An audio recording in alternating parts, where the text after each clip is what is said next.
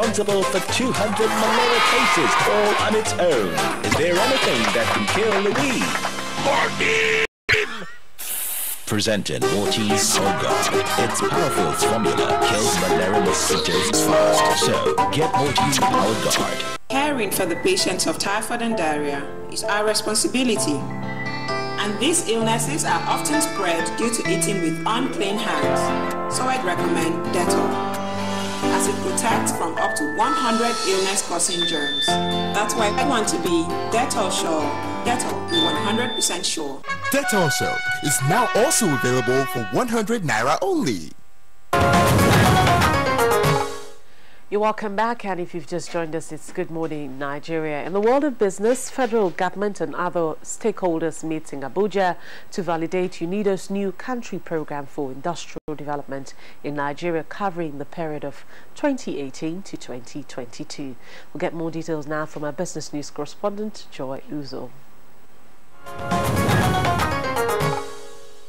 It's good to have you join me on Business News. I am Joy Uzo. The federal government and stakeholders in the industrial sector have validated the United Nations Industrial Development Organization, UNIDO's new country program for inclusive and sustainable development in Nigeria. The new country program, expected to take effect from July 2018 to 2022, is the second in the series of UNIDO's support to Nigeria. The CP, which is aimed at enhancing Nigeria's drive towards inclusive and sustainable industrial development, is aligned with the priorities of the federal government as outlined in the Nigerian Vision 2020, the Economic Recovery and Growth Plan (ERGP), and the Nigeria Industrial Revolution Plan (NIRP). The country program, with a budget of $15 million, is expected to be funded through financial mobilization by UNIDO with support from the federal government. And based on the support from the government of Nigeria, we'll be able to attract more resources.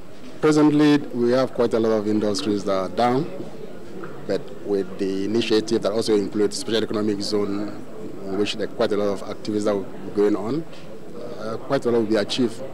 The industrial production capacity will increase. And to the equities market, the Nigerian Stock Exchange closed Thursday's trading on a positive note as the NSE All-Share Index appreciated by 0.25% to close at 40,874.09 basis points.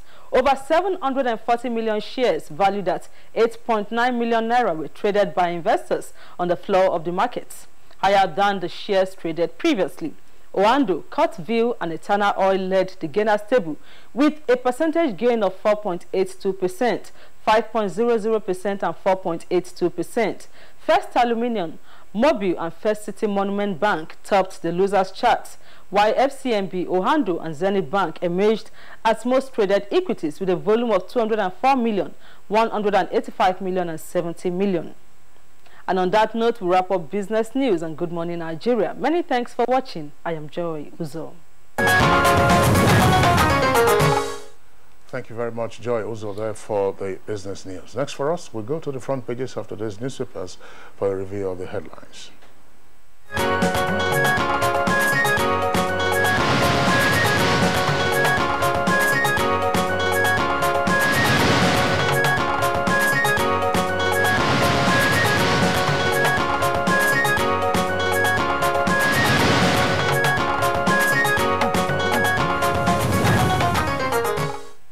Our regular newspaper reviewer, Bayo Toyobe, is in the studio. Bayo, good morning. Good morning, Rhoda.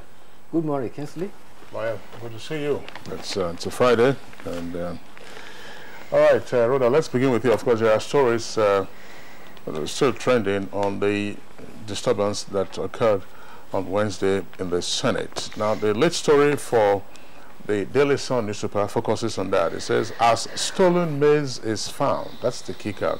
Senate summons DSS boss and Inspector General of Police. With two riders, wants explanation on collapse of security. The gang attacked Parliament.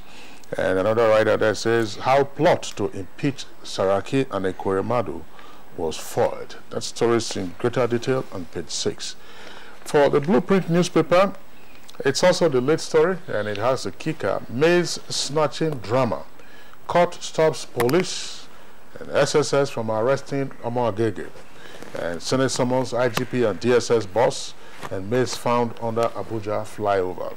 That story again is in greater detail on page 6 of the Blueprint newspaper. Now, there's another story that is common to the two front pages that I have, and I'm sure Rhoda will also have that. It's an earpiece beside the nameplate of the Daily Sun newspaper. It says, I never said all youths are lazy. That's according to President Muhammadu Buhari, and that story, of course, is coming from the ongoing Commonwealth Heads of Government meeting taking place in London. I never said all youths are lazy. The President, that story is in greater detail on page 8. And then if you come to the Blueprint newspaper, that story is also below the nameplate, and it has a twist. It says, PDP to Buhari, Nigerian youths not lazy, but the writer says, criticism not targeted at all of them. That's according to the presidency. And of course, same story is trending on the dailies that I have this morning. First is the Nigerian pilot. On the Nigerian pilot, it says the lead story, Togs invasion. National Assembly wants own police as Senate summons IGP and DSS boss. That's the rider to that story. Togs invasion, NAS wants own police.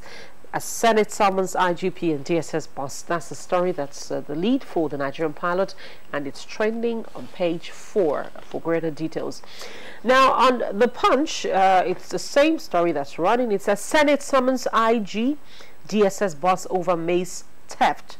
And with two riders there, lawmakers to probe security personnel on duty. Court stops police DSS from arresting Omoagege. Now, the story Kingsley read earlier is also trending here.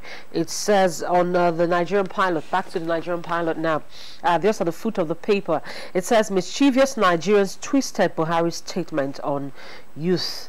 Mischievous Nigerians twisted Buhari's statement on youth, says presidency. Now, let's begin with these two running stories, or these two trending stories. Of course, the statement of the president that was twisted by some people, and then, of course, the maze that has been returned. Thanks. Let's start with the maze story. The maze has been found. It was snatched in broad daylight, and the police returned it to the clerk of the National Assembly yesterday. Meanwhile, the Senate has summoned the Inspector General of Police and the DGSSS to report to the Senate next week to brief them about situation, about investigation. Meanwhile, the Deputy Senate President has said that the Senate will not be intimidated, as it will never fear to legislate, neither will it legislate out of fear.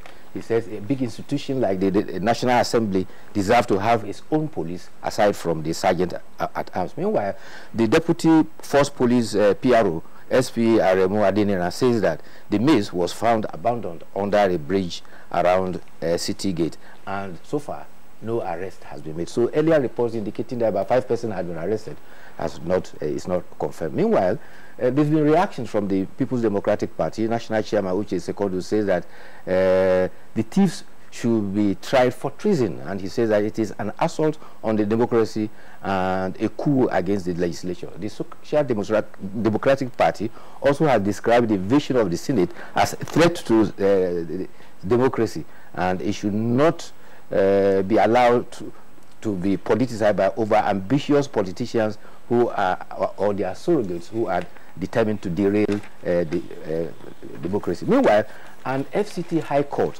has yesterday granted an ex-party order restraining the Director General of the State Security Services, Inspector General of Police, from arresting Senator Ovie Omoagege. The Attorney General, Inspector General of Police, Commissioner of Police Abuja, DG, SSS are the respondent, and the court has sought to restrain the respondent from arresting and detaining him, and also from interfering in his personal liberty. You recall that Senator Ovie Omoagege was suspended for 90 days in spite of his pending suit at an Abuja court. In fact, it's trending on the social media, and people are lamenting that Senator Ovie Omoagege is the son of a judge who jailed a notorious armed robber at the Firearms Tribunal, Francis Anini, in Benin, and ironically, he's now being spotted in current debacle.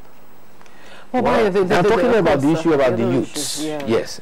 The presidency has clarified. Just before you go to the youth issue, incidentally, I covered the trial. Good. in December 1986 of the robbery tribunal that tried Lawrence Anini and the other gangs. Anini wasn't tried by Justice Omoagege. That was by Justice Ambisa. But DSP Yamu and others were tried by Justice Omoagege, the father of Omoagege, that's Senator Omoagege, who also was Secretary to the government of Delta State government. That's right. Right, now talking about the youth, the presidency has clarified that the comment made by President Muhammadu Buhari at the Commonwealth Business Forum did not refer to all youths in the country. Special Assistant to the President on Media, Femi Adesina, says the president's remark was about a lot of the youth and had been twisted by typical manipulators to make mischief to mean all of the youth. And he says such sudden transmogrify is mischievous and unconscionable. There has been several reactions from youth across the group. You know, our youth are very potent. They constitute about 75% of our voting population. And on the social media, they have been so incensed. And in fact, they now have what they call a hashtag lazy Nigerian youth. And it's already trending. However, the politicians are said to have been the ones who are now hiring these ones to overshadow what the president said. Well, this is a 2019 election period, so any statement you make is just like an egg. It can break, and once it is broken, politics and politicking can subject it to various meanings. The advisor to the president of media and publicity has issued his own statement clarifying what the president said, and also, of course, lampooning the twist that has been given to the statement by the president. I mean, it would be unthinkable for the president to say that all disparage all Nigerian youths. We do know that. We do know that there are some problematic young persons in our midst. There's no doubt about that. All right, Rhoda, let's return to the headlines. Now, let's quickly look at some of our other stories trending. If you go to the foot of the Punch, it says appeal court freezes Fayoshe's bank account. That's trending also too. It's on page 9 of the Punch. Also, let's quickly go to the Nigerian pilots. Very quickly, the pilots. All right, just at the foot of the paper there, it says that Suki gave me 2 claims of ill health, doubtful, says Justice Abang, and Katsina State government threatens to seal Glow site over tax default. Kokorocha imposes the 3,000 naira levy on Imo adults. All right, those are the stories trending this morning on the Nigerian pilot and, of course, the Punch. Kingsley. That's right. Let's return to the Daily Sun and then Blueprint before we take the editorial. Right there at the foot of the front page of the Daily Sun, there's a headline: Herdsmen and farmers clashes have claimed 257 this year, and the story is attributed to the Secretary to the Government of the Federation. The story is in greater detail on page 39. And Buhari Shoyinka governors to grace IPI Congress in Abuja, that's on page 8. And Luther's list. Again, Secondus dares federal government to go to court. That's on page 7. Let's return to the Blueprint newspaper, and then we take 2 stories from there. It says, that's below the photograph. It's a photograph you see there is of the Commonwealth Heads of Government meeting that's taking place in London. Of course, right there in the middle is the Queen of England. Now, below that, you have a window of headlines. Reps want artificially ripened fruit sellers prosecuted. Reps want artificially ripened fruit sellers prosecuted. That story is on page 5. And then rampaging soldiers, in quote, that's an allegation now, set Benue community ablaze. That's on page 9. And on page 8, appeal court freezes Fayoshe's account. Bayo. Well, the appeal court story, you will recall that the EFCC had gone to court to freeze the account of the Ekiti State governor.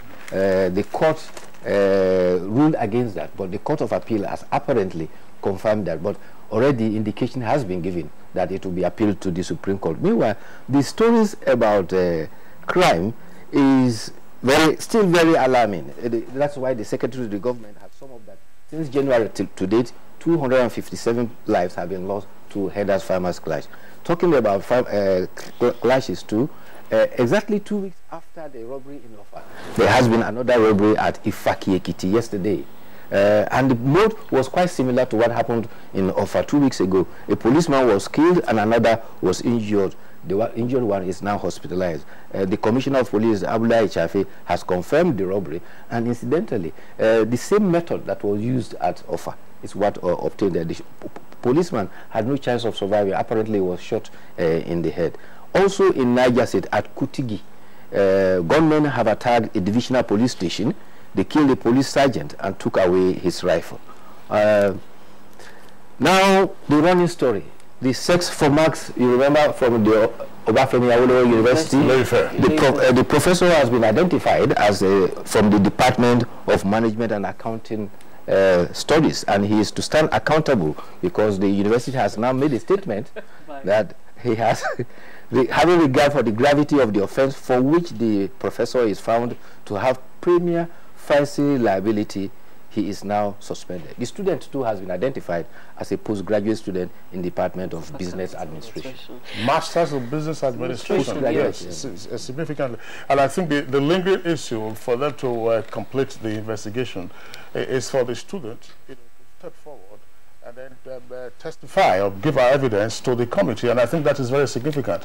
Whoever is involved, the ordinarily should be able to persuade her to step forward. The whole idea of posting it on the social media wasn't to tantalize the public, but rather to bring to the fore, to expose the kind of sexual harassment that goes on in academia. And I think she should be protected. Absolutely. I am against that, even publishing her name.